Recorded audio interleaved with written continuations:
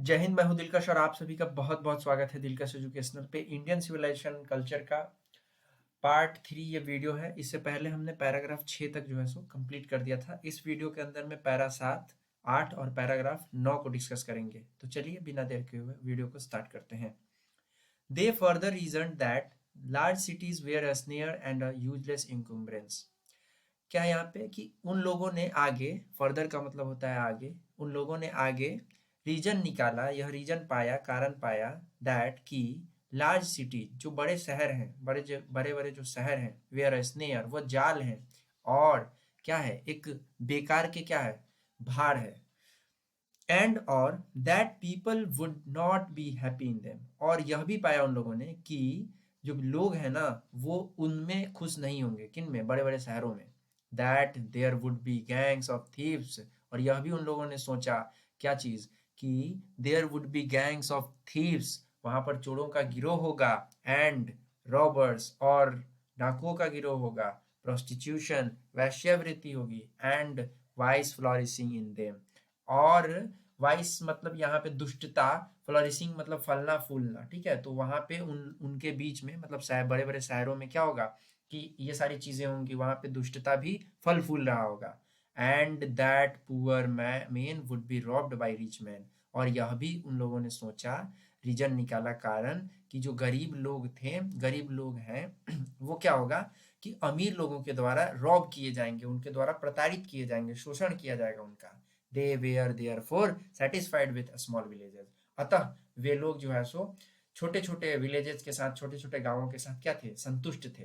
जो हमारे पूर्वज थे उन लोगों ने कारण निकाला क्या कि बड़े बड़े जो शहर है ना वो बेकार का एक जाल है जिसमें इंसान फंस जाता है, जो बेकार का एक भार है, क्योंकि वहां पे चोरों का गिरोह होगा, वैश्यावृत्ति होगी, वहां पे दुष्टता फल फूल रहा है, और वहां पे गरीबों के साथ जो है सो अमीरों द्वारा अत्याचार किया जाता है। तो फिर इसी कारण से उन लोगों ने अपने आप को छोटे छोटे विलेजेस में, गांवों में ही रहना अच्छा समझा और अपने आप को उसी में संतुष्ट रखा। ठीक है, आगे है 8 number para. They saw that kings and their swords were inferior to the swords of ethics. उन लोगों ने देखा, मतलब हमारे पूर्वजों ने, दैट की kings and that their swords, राजाएं और उनकी तलवारें, वेयर इंफीरियर, इंफीरियर मीन्स होता है तुच्छ। ठीक है, मतलब बहुत छोटे दर्जे का, नीच दर्जे का। ठीक है, that kings and their swords were inferior to the sword of ethics, कि जो राजा हैं और उनकी तलवारें हैं वो तुच्छ हैं धर्म की तलवारों के सामने। एथिक्स, स्वॉर्ड ऑफ एथिक्स का मतलब यहाँ पे होगा धर्म की तलवारों के आगे राजाएं और राजाओं की तलवारें क्या है? तुच्छ है, कुछ भी नहीं है। एंड और they therefore held the sovereigns of the earth to be inferior to the rishis and the फकीर।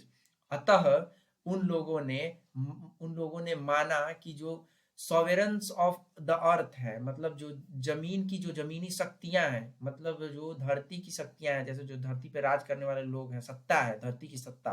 ठीक है, वो इंफीरियर है, वो तुच्छ है किसके सामने? ऋषियों और फकीरों के सामने वो क्या है? तुच्छ है। और नेशन, एक राष्ट्र, with a constitution like this, एक राष्ट्र इस प्रकार के संविधान के साथ, इस प्रकार के दस्तूर के साथ, is fitter to teach others than to learn from others. यह फिट है दूसरों को सिखाने के बजाय उससे सीखने के। मतलब महात्मा गांधी कहते हैं कि हमारे जो पूर्वज थे उन लोगों ने देखा कि धर्म की जो तलवारें हैं वो राजाओं की तलवारों से कहीं अधिक हैं, अधिक शक्तिशाली हैं, या फिर राजाओं की जो तलवारें हैं वो इंफीरियर है, तुच्छ है धर्म की तलवारों के आगे। और इसीलिए उन लोगों ने यह पाया, यह माना, उन लोगों ने मानते थे वे लोग कि जो ऋषि और फकीर होते हैं उनके सामने ये जो राजा की शक्तियां होती है ये कुछ भी नहीं, ये तुच्छ है उनके सामने। तो इसी पे गांधी जी कहते हैं कि एक राष्ट्र जिसके पास ऐसा दस्तूर हो, ऐसा संविधान हो, मतलब इस प्रकार का, जिसमें पावर को कुछ नहीं समझा जा रहा हो, मतलब पावर को महत्व न देके अध्यात्म को, धर्म को महत्व दिया जा रहा हो, तो वह किसी दूसरे सभ्यता से सीखने के बजाय खुद किसी को सिखाने के काबिल है। ये गांधी जी कह रहे हैं। उसके बाद है दिस नेशन हैड कोर्ट्स। इस राष्ट्र के पास क्या था? कोर्ट्स थे, अदालतें थी, लॉयर्स एंड डॉक्टर्स, वकील भी थे, डॉक्टर भी थे, but they were all within bonds. लेकिन वे सारे के सारे किस प्रकार थे? अपने सीमाओं के अंदर थे। वे लोग डॉक्टर और वकील और जज, अदालतें होने के बावजूद भी वे सब अपनी सीमाओं के अंदर थे, मतलब लोगों के ऊपर में ये लोग रॉब नहीं करते थे। ठीक है, आगे यहाँ लिखा गया है कि एवरीबडी न्यू, सभी लोग जानते हैं, प्रत्येक लोग जानते हैं कि दैट की दिज प्रोफेशंस, ये पेशे, वे आर नॉट पार्टिकुलरली सुपीरियर, ये पेशे खास तौर से जो है सो खास तौर से श्रेष्ठ नहीं थे। ठीक है, खास तौर से सुपीरियर नहीं थे, ये सभी लोग जानते थे उस समय। मोर ओवर, इस सब के अलावा, मोर ओवर मीन्स होगा इन सब के अलावा या इनके अलावा, these vakils and vaids did not rob people, ये जो वकील्स होते थे और जो वैद होते थे, जिन्हें हम डॉक्टर आज कहते हैं इंग्लिश में, और ये अभी भी वैद होते हैं आयुर्वेदिक। ठीक है, तो ये जो वकील्स और वैद्स होते थे, ये लोगों को लूटते नहीं थे, रॉब नहीं करते थे। दे वेयर कंसीडर्ड पीपल्स डिपेंडेंट्स, उन्हें माना जाता था कि वे जो है सो लोगों के ऊपर आश्रित हैं, लोगों के ऊपर आश्रित, peoples dependents, not their master, बल्कि उनके मास्टर के रूप में, मालिक के रूप में नहीं जाना जाता था। जैसा कि आज वकील्स होते हैं या फिर वैद्स जो होते हैं, डॉक्टर्स होते हैं, अदालतें जो होती है, तो इन्हें माना जाता है, एक तरह से आप देखेंगे तो यही आज जनता के मालिक हैं। मतलब जहां देखो वहां पे इन सारी चीजों से आम जनता प्रताड़ित हो ही रही है। ठीक है, तो वही यहाँ पे कहा गया कि उस समय इन लोगों के ऊपर लोग नहीं आश्रित होते थे, बल्कि ये लोग आश्रित होते थे लोगों के ऊपर में, और लोगों का मास्टर इन्हें नहीं माना जाता था, बल्कि ये लोगों के ऊपर आश्रित हुआ करते थे।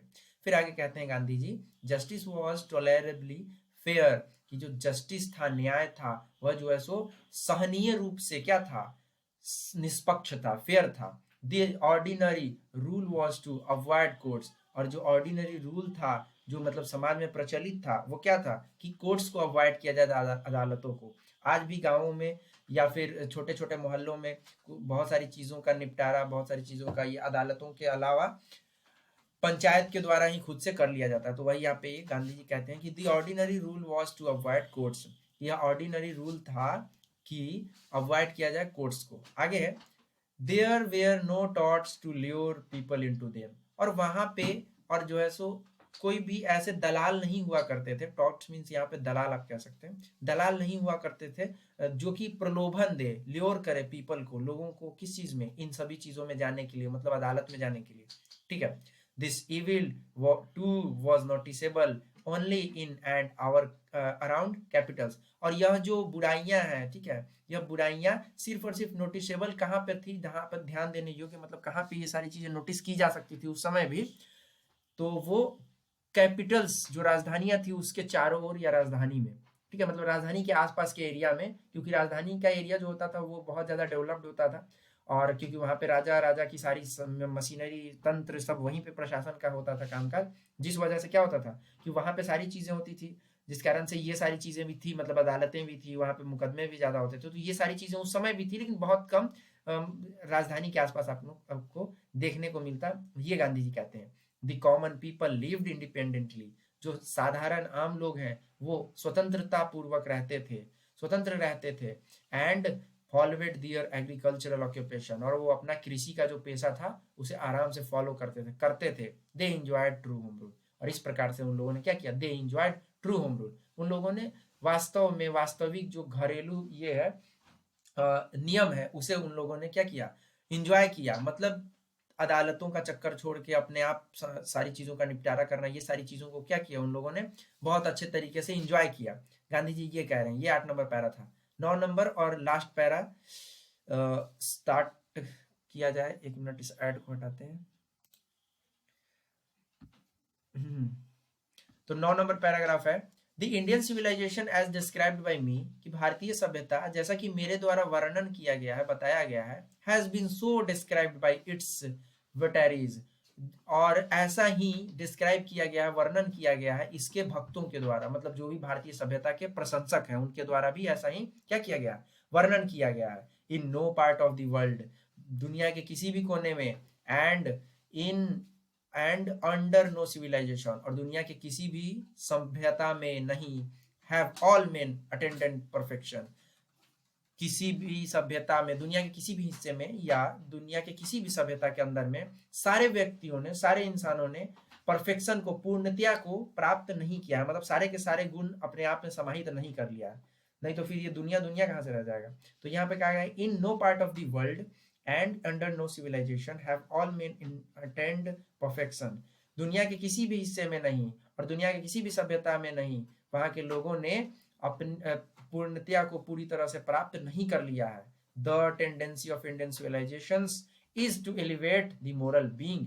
और भारतीय सभ्यताओं की, यहाँ पे सभ्यताओं शब्द का यूज किया गया है क्योंकि भारत में बहुत सारी सभ्यता है। भारत में दक्षिण की अलग सभ्यता है, पश्चिम की अलग सभ्यता है, उत्तर की अलग सभ्यता है, दक्षिण की अलग अलग सभ्यता है। तो ये भारत में बहुत सारी सभ्यताओं से मिलकर भारत एक समावेशी सभ्यता बनता है। तो वही यहाँ पे गांधी जी जिक्र करते हैं कि the tendency of Indian civilisations, भारतीय सभ्यता की, जो भारतीय सभ्यताओं का जो रुझान है वो क्या है, is to elevate the moral being, या नैतिक चीजों को क्या करता है, एलिवेट करता है, उभारता है। That of the western civilisation is to propagate immorality. और जबकि जो वेस्टर्न सिविलाइजेशन है, जो पश्चिमी सभ्यता है, पश्चिमी देशों की सभ्यता है, वो क्या करना है, वो प्रोपोगेट करना है इमोरलिटी को, अनैतिकता को बढ़ावा देना है, ठीक है, प्रचार करना है उसका। द लैटर इज गॉडलेस, मतलब जो लैटर है, जो पूर्व की पश्चिम पूर्व की देश, मतलब यहाँ पे कहा जा सकता है इस तरह से कि द लेटर इज गॉडलेस, मतलब भारत की जो सभ्यता है, sorry, the latter is godless मतलब जो पश्चिम की सभ्यता है वह क्या है, भगवान विहीन है, ठीक है, मतलब भगवानों को नहीं माना जाता है। The former is based on a belief in God. और जबकि जो भारत है, भारत की जो सभ्यता है, यह क्या है, based on belief in God, मतलब भगवान के विश्वास के आधार पर क्या है, ये आधारित है। उसके बाद में आगे कहा गया है so understanding and so believing. सो इस तरह से इन सभी चीजों को समझते हुए और इन पर विश्वास करते हुए, it behoves every lover of India, मतलब यह शोभा देता है प्रत्येक भारत प्रेमी को, to cling to the old Indian civilization even as a child clings to the mother's breast. मतलब इन सभी चीजों को समझते हुए और इन पर विश्वास करते हुए प्रत्येक भारतवासी को, प्रत्येक भारत प्रेमी को यह शोभा देता है कि वह पुरानी भारतीय सभ्यता से ठीक उसी प्रकार से चिपक जाए जैसे एक छोटा बच्चा अपने माँ के स्तनों से चिपक जाता है। तो यहाँ पे ये गांधी जी भारतीय सभ्यता और पश्चिमी सभ्यता के अंदर में डिफरेंस बता रहे थे। तो 9 नंबर पैरा तक रहने देते हैं इस वीडियो में। नेक्स्ट फिर वीडियो में 3 पैराग्राफ को हम डिस्कस करेंगे नेक्स्ट पार्ट में। तब तक के लिए इतना ही रहने देते हैं। अगर क्लास अच्छी लगी हो तो लाइक करें। चैनल पे आप जुड़ के रह सकते हैं। रैनबो का सारा हिंदी एक्सप्लेनेशन आपको इसमें मिल जाएगा। मिलेंगे नेक्स्ट वीडियो में, तब तक ख्याल रखिए अपना और अपने पढ़ाई का। जय हिंद।